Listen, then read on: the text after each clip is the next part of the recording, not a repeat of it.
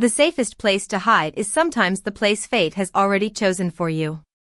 I didn't know that when I pushed through the heavy wooden doors of St. Matthew's Church at 11:47 p.m., soaked to the skin and struggling to catch my breath.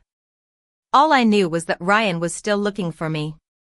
The rain hammered against the stained glass windows behind me, turning the world outside into a blur of color and shadows.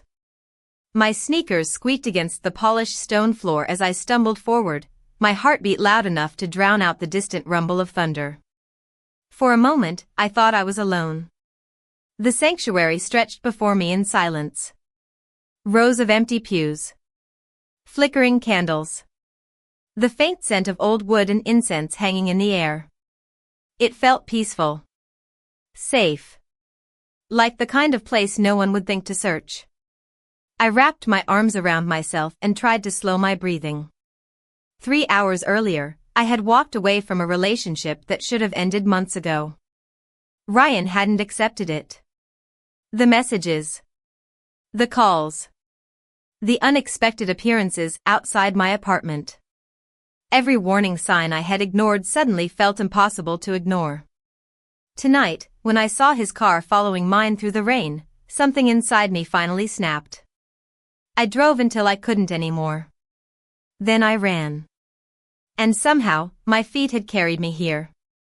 I moved toward the front of the church, hoping to find a side office, a phone, maybe even someone who could help.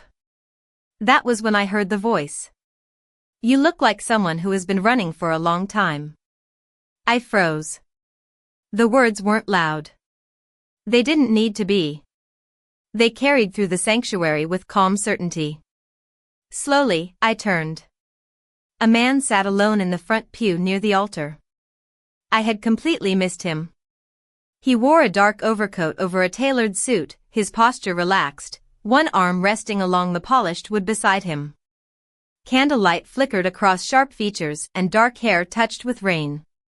He looked younger than I expected. Early 30s, maybe. But there was something about him that made the entire room feel different. Not dangerous exactly. Powerful. Like he belonged wherever he chose to stand. His eyes settled on mine with quiet focus. Green. Cold and steady. The kind of eyes that seemed to notice everything. I'm sorry, I said quickly. I didn't realize anyone was here. A faint smile touched one corner of his mouth. Most people don't. Outside, thunder rolled again. I glanced toward the entrance. The man noticed. Of course he noticed. Someone following you? He asked. My stomach tightened. Why would you think that? Because you checked the door 3 times in the last 30 seconds. Heat rushed into my face. He wasn't wrong. I hated that he wasn't wrong. The stranger rose slowly from the pew.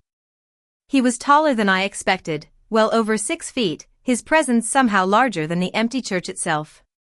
Yet his movements remained calm. Controlled.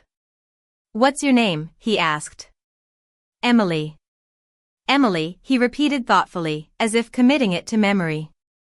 I'm Liam. Before I could respond, headlights swept briefly across the stained glass windows. My breath caught. A car had stopped outside. Liam's expression didn't change. Not even slightly. But something shifted in the room.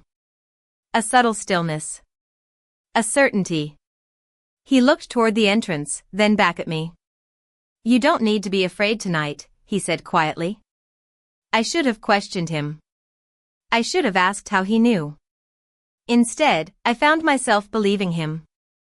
And as footsteps echoed somewhere beyond the church doors, I realized the stranger waiting inside wasn't there by accident. Neither, perhaps, was I.